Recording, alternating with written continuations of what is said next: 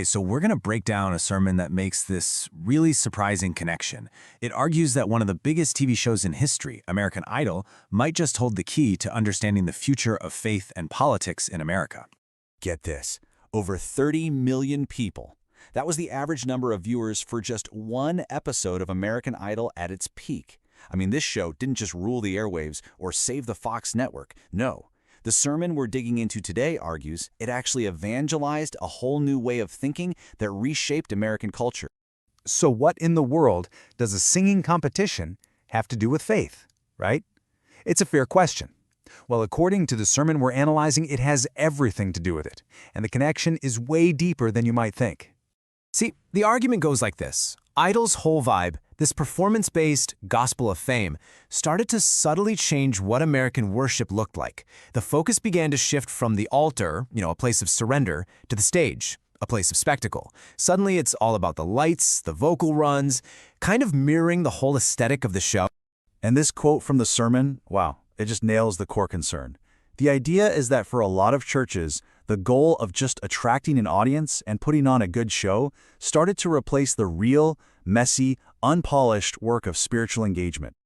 Okay, but this whole shift in worship, it didn't just happen out of nowhere, right? The sermon argues it was happening against the backdrop of this huge cultural change, something it calls losing home field advantage for Christianity in America. So the sermon kind of paints this picture of two different Americas. Then you had a culture where a Judeo-Christian worldview was basically the default.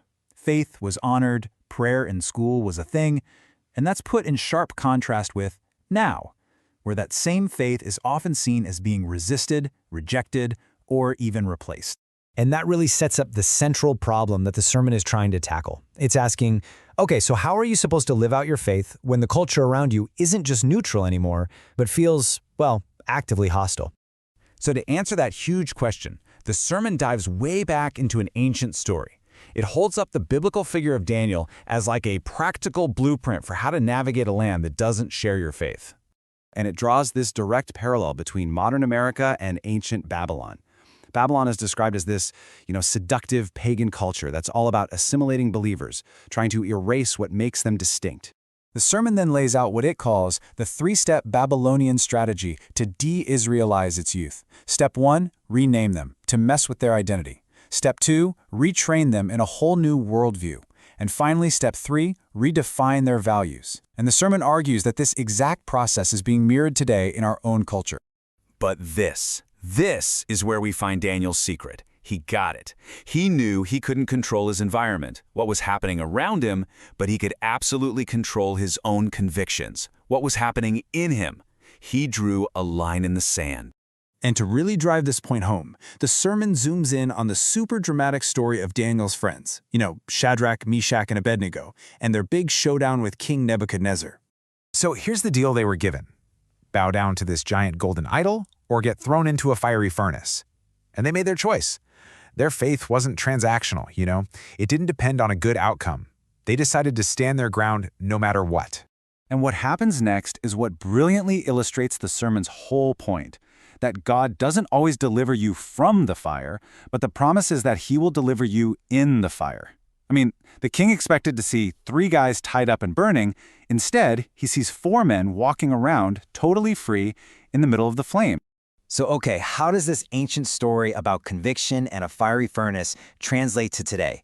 Well, the sermon builds on it, creating a modern model for political engagement, basically bridging the gap all the way from ancient Babylon to the American voting booth.